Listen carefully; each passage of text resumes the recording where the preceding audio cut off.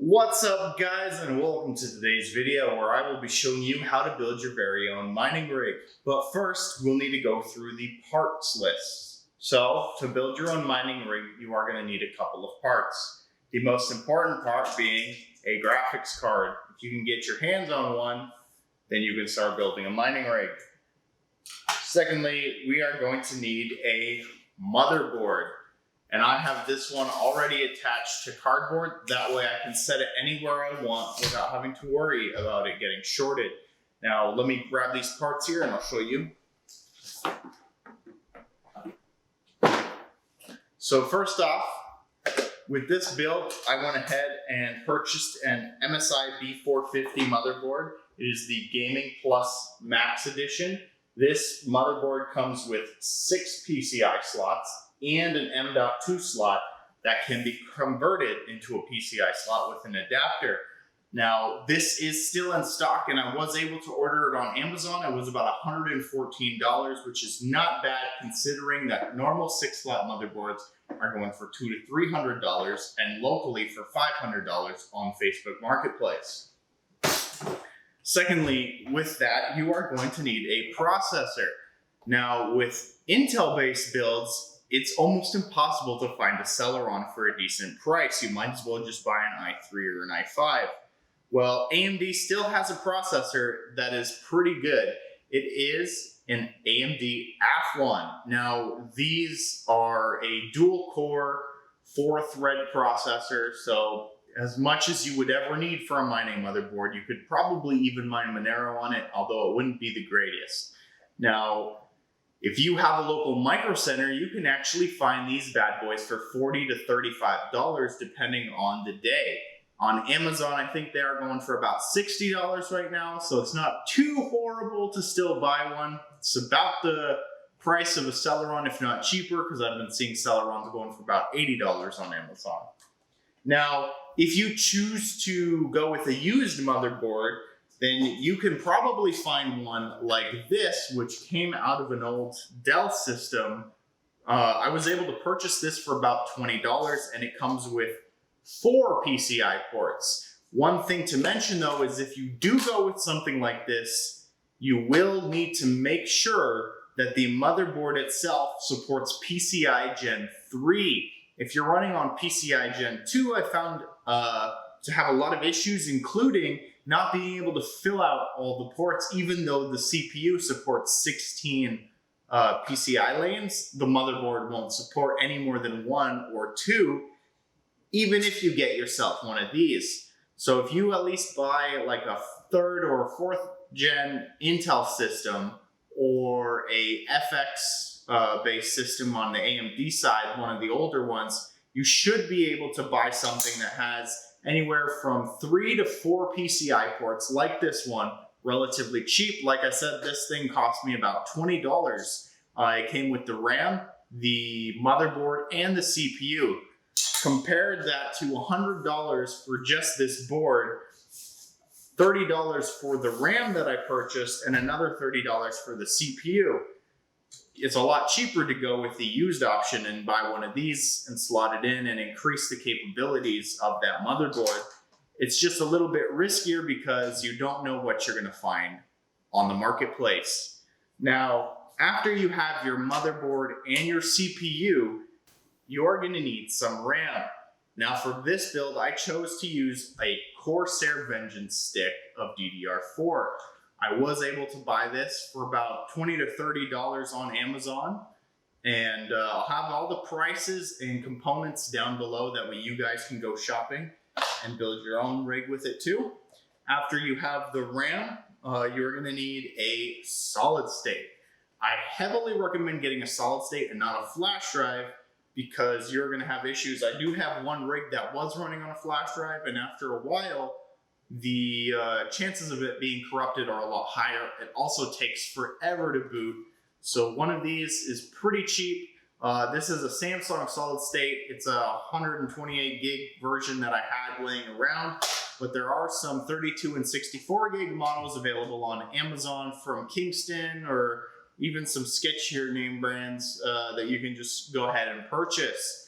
It doesn't have to be anything fancy for a mining build. You just want something that boots relatively quickly. There's not going to be a lot of read and write. So even if you get some China brand for a solid state, it'll probably still work perfectly fine. That being said, those brands generally have a higher failure rate, but like I said, there is not a lot of reads and writes. Mostly you just boot it up and it starts going. Next, you are going to need a power supply. So depending on which configuration you want to go with, you have two options for power supplies. You can purchase a very big ATX power supply, like a 1200 watt power supply, 1000 watt power supply, depending on what you have in your rig. Or you can go ahead and opt for the 1200 watt server power supplies or 700 watt server power supplies. This is a 700 watt HP gold rated power supply that I purchased from Parallel Miner. If you buy that, you also get, or you will need to get, if you don't buy the kit, a bunch of these PCI cables and a breakout board. And what this breakout board does is it turns the entire power supply into a bunch of PCI ports. So you will be able to connect a plethora of cables, and you can even choose which breakout board you want. If you're using like low powered graphics cards, but for some reason they need a lot of PCI ports, you can buy the even bigger breakout boards that are like that big and have, I don't know, 10 more ports or whatnot. So for this build, I chose to do a hybrid approach. I have my MSI motherboard with this Athlon processor that is about 35 to 40 watt TDP. I also purchased this 200 watt power supply from Micro Center. It actually cost me $20. Now, if you have a Micro Center close by, they have about 10 in stock usually at any given day. Go ahead and pick yourself up one of those. It's probably going to be the cheapest thing that you can find. If you go to Newegg or Amazon, you're probably going to be looking at anywhere from $30 to $50 since power supply prices have been going up. So next thing I'm going to use is also the server power supply to power all of my graphics cards. This is a 700 watt HP power supply that we will be using. And I have two of them for when I eventually flesh out my rig with more graphics cards. Today we are using 3 RTX 3070s. So with that being said, I'm going to show you the chassis that I'm using to build this on, which is actually going to be a wire rack. So now I'm going to go ahead and bring in the wire rack and we'll start the assembly. The wire rack itself was purchased for about $30 from Home Depot. The total build supply will be listed here on the side of everything that needed, excluding the GPUs, of course, because the prices can vary significantly for all of you guys. But just the base system that you need, everything right here. Let's bring in that rack. All right, so this is a wireframe rack that I purchased from Home Depot for about $20 to $30, depending on the sales. These are pretty sturdy and can support, I think, up to 400 pounds, which is more than enough for what we need to do. It comes completely disassembled in a large rectangular box and you need to put it together. There are fasteners all along the shelves, and as you push down, it actually gets more stable. So with a load, it is very sturdy. The way I configured it is I have the bottom rack a couple of notches up with the middle rack slightly above it. This allows me to put the motherboard and power supplies all down here without need to worry about the length of the cables hitting the graphics cards. The graphics cards will all be aligned along here with all the power cables coming down like this in a nice, neat, organized, tidy method. Now, one thing that I did forget to mention is you will probably need one of these. This is a Wi-Fi card that I bought for $30 on Amazon.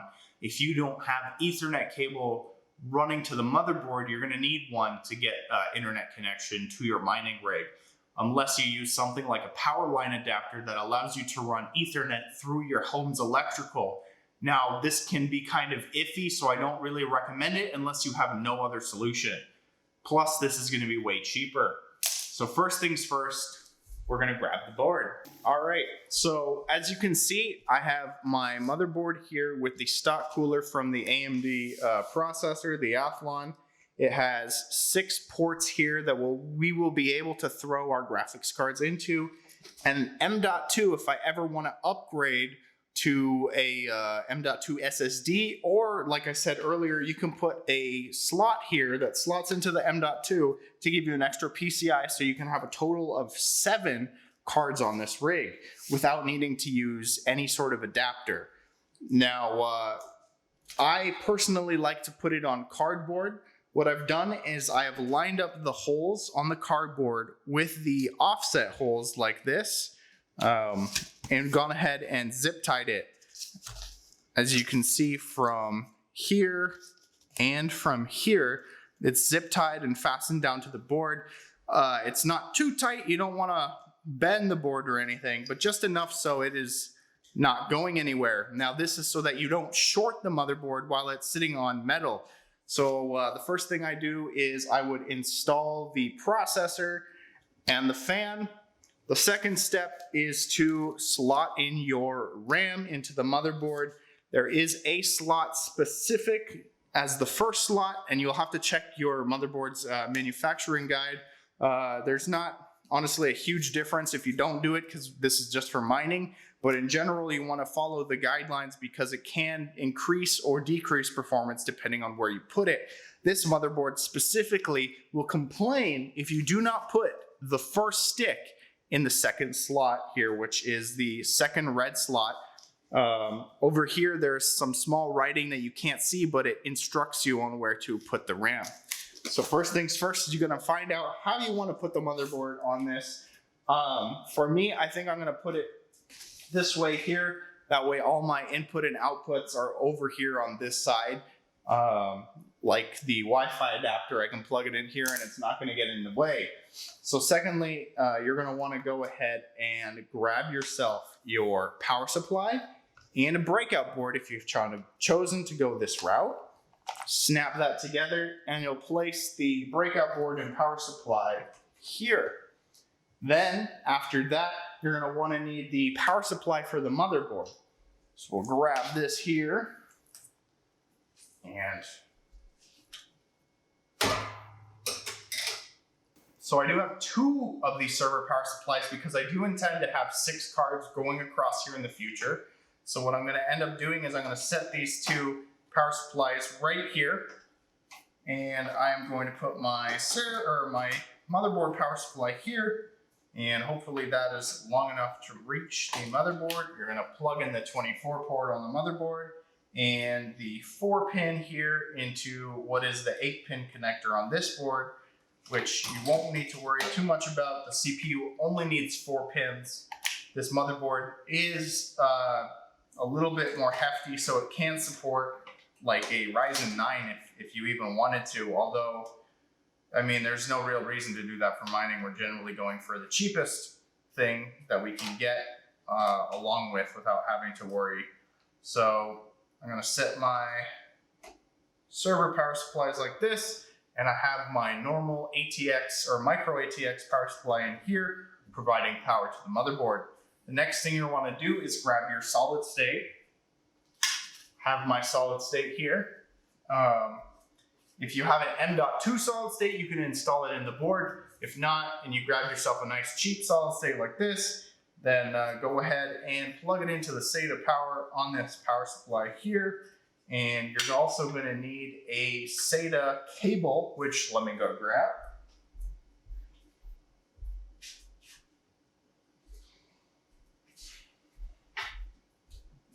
All right, I got my SATA cable here, so I'm gonna go ahead and hook this up to the solid state and then to the motherboard.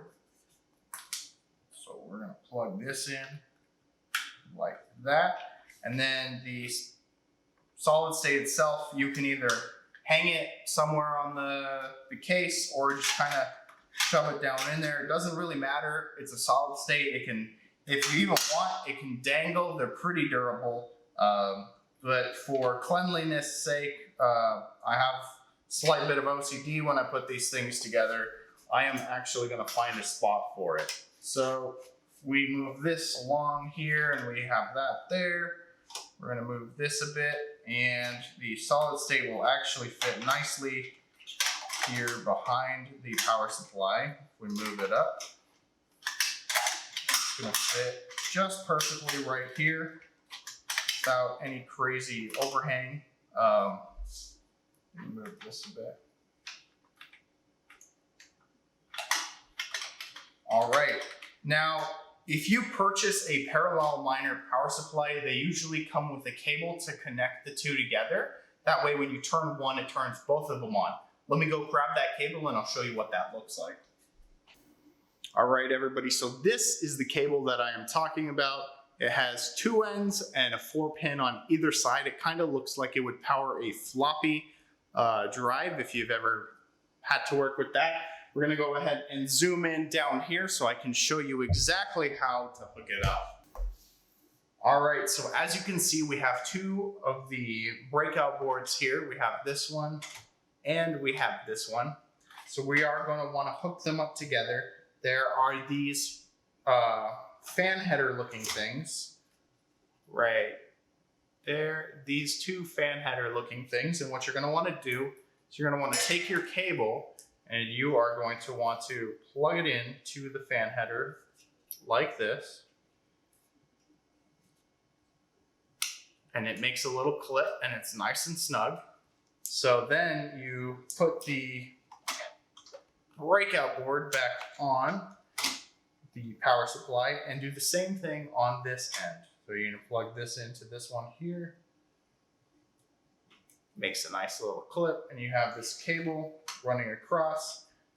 I usually take it and bring it back like this. That way it doesn't bother me. All right, guys. So another thing I forgot to mention is you are gonna need some zip ties. While I had the camera off for a second, I was rearranging everything. I noticed that the small ATX power supply I had over here was not going to reach very well to this, even though I had it plugged in. It was looking a little tight to me, so I just slid over these 2 server power supplies. I got some measurements and I tested everything to see if these cables would run, and it looks like we have a perfect amount of length, so it doesn't matter which side of this case they actually stay on. So yeah, we're gonna go ahead and do that this way. So the next thing you are going to need is a riser, and let's show you how to plug that into the motherboard. All right, guys, so you're going to want to take this riser here, this end, and you're going to want to plug it into the first part of the motherboard right here. So I'm going to slide it through the cable like that, and this is how you plug it in. The small end goes on the long side and the longer end goes on the shorter side. This little notch needs to be facing outwards, otherwise it will not work and you could short the board. Right? So after you have your riser plugged into the motherboard, you are going to need one of these PCI cables. Now, regardless of this, if this comes from a server power supply or an ATX power supply, these risers are powered, meaning they require power from a power supply. So you'll take the 6-pin and you'll plug it into the riser like so. It clips in. So once you have this plugged in, you're going to need to plug this end into the server power supply. So we're just going to go ahead and run it real quick like this, and it clicks right in. Next thing you're going to do is you're going to take this riser here and you're going to plug it into the graphics card, where the graphics card would normally slot into a motherboard. So we'll go ahead and slot that in. And usually, depending on the risers you buy, some of them have little clips that you can lock. A lot of the ones that I buy do, so I lock it in and now that riser is connected very securely, so there's no chance of it falling out.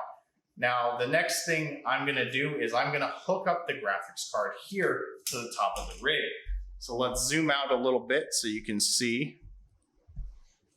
All right, so we're gonna take this and we are gonna hook it up like so. And I usually, the very first card goes in between this very first notch that I have. And this is where those zip ties are going to come in handy. at the very top here, let's see if we can get a better angle on the camera. At the very top, right here, this little notch where you normally put in a screw, you're going to take your zip tie and you're going to run it right through. And when you go to connect it up here, like so, you then take your zip tie and attach it to the rail that is directly above the graphics card, so it sits nice and securely and will not move. Let's see here. Take that, zip tie it.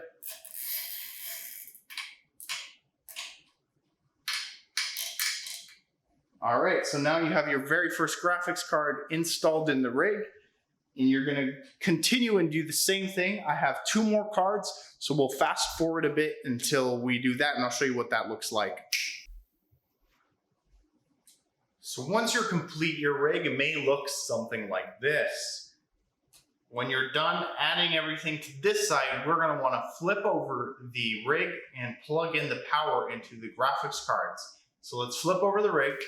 And now, as you can see, the power cables are going to need to connect into the bottom of every single one of these cards. Now, depending on which cards you're going to get is going to depend on how many cables you need.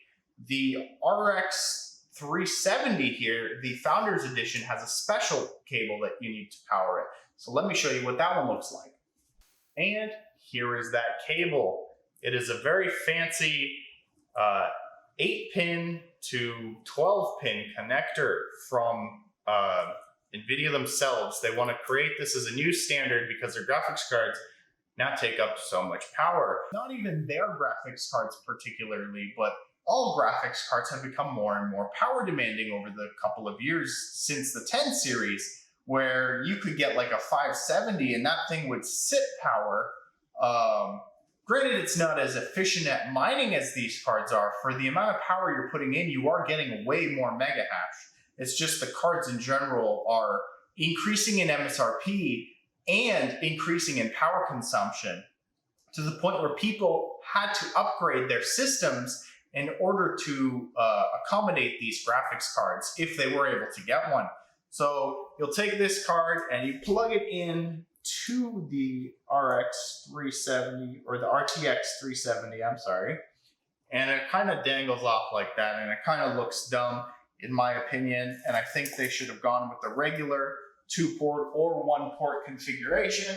However, I am not NVIDIA and I have no control over their crappy designs. So what you're going to do is you're going to go ahead and take the ends, and this part is pretty important. There's 2 parts. If you use a server power supply, there are 2 parts to the cable.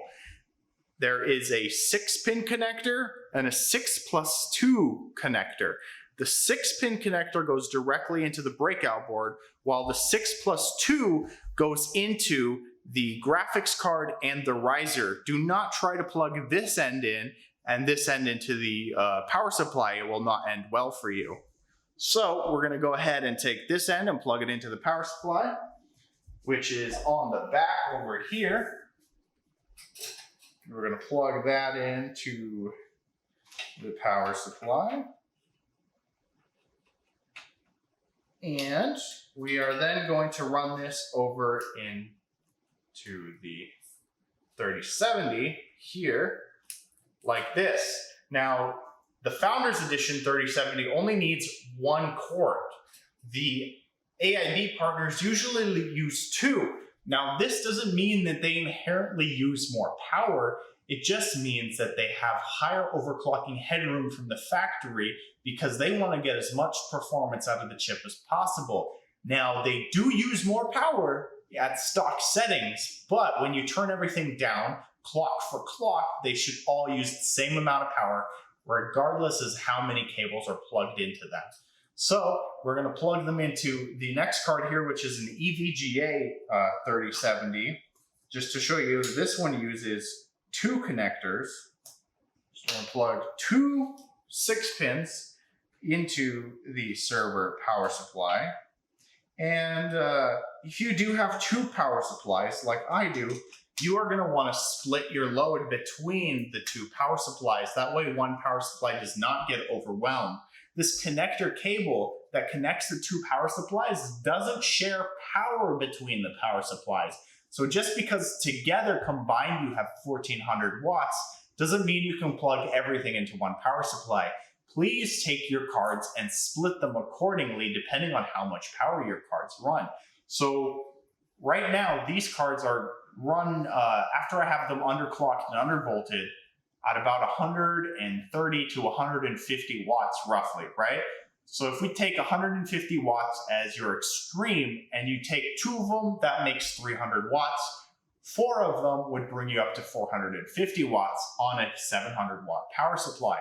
Not bad at all. Now, you also want to have some overhead on the power supply because power supplies do degrade over time, and you want it to run at peak efficiency. If you are hammering this thing at 90%, it is going to fail earlier compared to if you have a lower demand on it. The fans also get incredibly loud if you max out the power supply. So just a word to the wise, if you want a quiet house, use these power supplies not to their fullest potential, but I would say 70%, 60 to 70% of their potential. Now, it does mean usually you have to get more power supplies, but I think for my peace of mind, because I'm a residential miner, it's worth it. Plus, these power supplies are not very expensive compared to normal ATX power supplies. If you do use ATX power supplies, you can load that thing up and you won't hear it. They are designed to be quiet.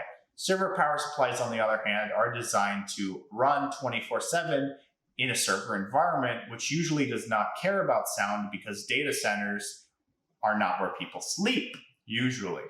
That being said, the HP power supplies are the quietest. I have a server power supply that's a super micro one on another rig that I had. And if I plug more than one graphics card into that 1200 watt power supply, even if it's two 3060s, which I have done, it's just too loud. I can hear it all the way across into my bedroom from either my kitchen or the laundry room, wherever I shove the thing, it will not shut up. So I had to buy another power supply, and eventually, when I get more space, I'm going to be throwing that in a garage. So let's continue. We're going to go ahead and plug in these two into the back side of the graphics card. All right, so now that you have the graphics cards plugged in, I'm going to go ahead and plug in this one off camera. That way you don't sit here and watch me fumble with it. Usually you're going to want to try and clean this up. So I'll plug that in and we'll come right back. Now that everything has had power cables run to it, the final thing that we're going to do before turning this on is plugging in the power connectors. So one thing to note, the power supplies from Parallel Miner do not come with power cords.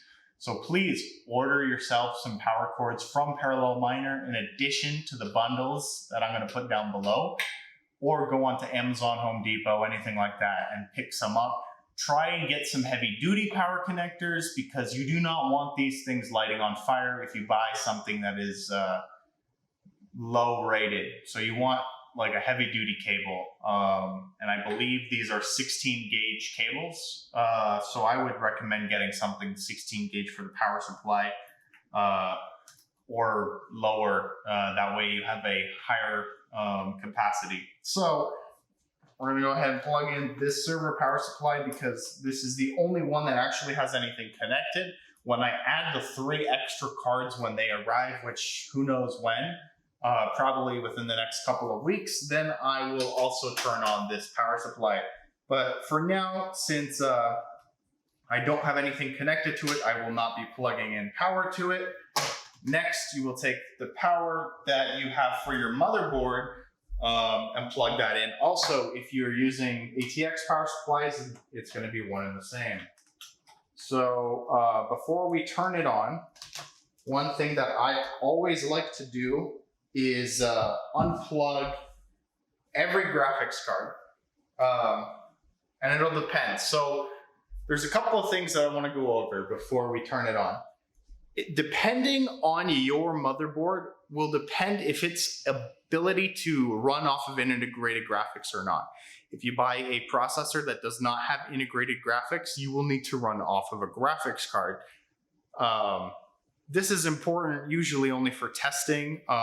Plus, I like to run everything off the integrated graphics. That way when it comes up, it's plugged directly into the motherboard and I can tell if it's a problem with one of the cards or if it's a problem with the motherboard, RAM, or CPU. It's just something that I find is a little bit easier to use. I'll show you how to do it on this motherboard in case you buy the same motherboard and processor. The Athlon does come with graphics built in. So what I'm gonna do is I'm gonna unplug every graphics card from the motherboard. And to do that, you simply unplug the riser. And I will let the riser sit down at the side, dangling over here. That way they are not connected. And I'll show you how to turn on integrated graphics on this motherboard. So without further ado, I'm gonna go ahead, plug this in and grab a monitor, keyboard, and mouse, and I'll show you what to do in the settings. All right, so I have an old monitor here and we're gonna go ahead and boot the system and I'll show you what to do. If you do not have my motherboard and you're using a different motherboard, what you're gonna wanna do is you're gonna want to go into the BIOS settings and look for the auto power on setting on after AC loss. It's hands down one of the best features that you can enable. So I'm gonna go ahead and turn on this motherboard. If you guys don't know how to turn on a motherboard without using a power button, I'm gonna put a little picture here on how to do it on a motherboard. Essentially, you're gonna take some piece of metal and short two connectors on the board. Since I have already turned on AC reboot, I'm gonna just turn on the power strip here, which will turn on the device. So as soon as you turn it on this board, you're gonna wanna start tapping F9, I believe.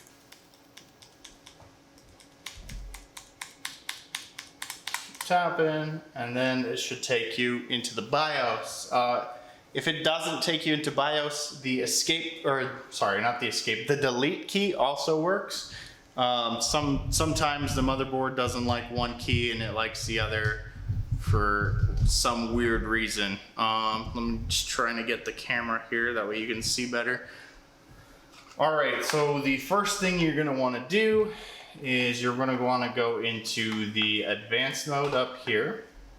And then we're gonna go down into the motherboard settings. And under boot, you're gonna wanna make sure you select whatever you need to get your boot drive working. So this is all I need is legacy and UEFI for boot. That's perfectly fine for me. We are gonna need to go now into the advanced settings and into the PCI subsystem settings. And you're gonna want to see this above 4G memory / cryptocurrency mining. You are gonna want to enable that.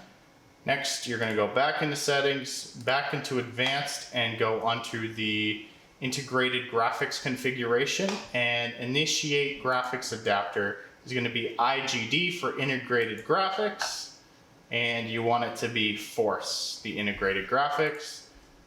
And look under peripherals here.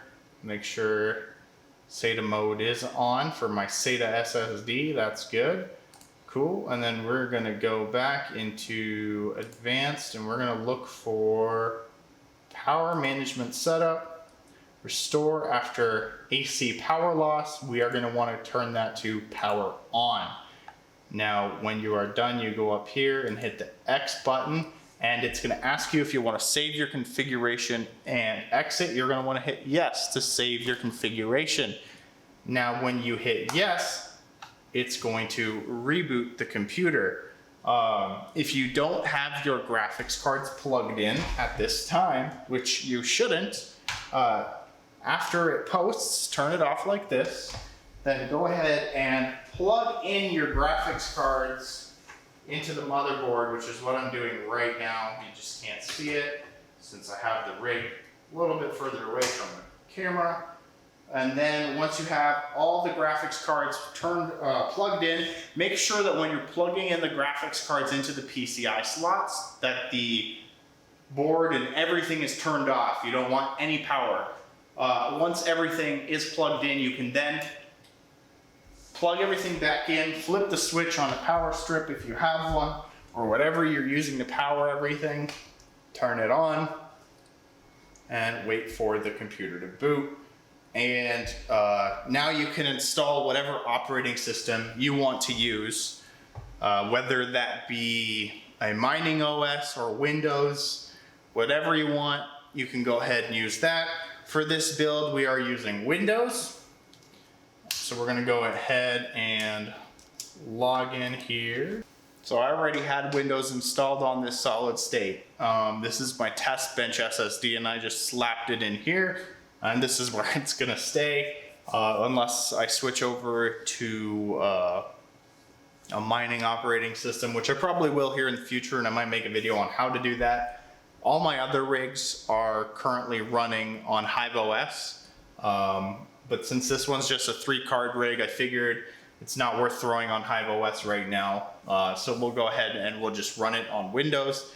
So after you have everything connected, if you are on Windows, you're gonna need to install drivers.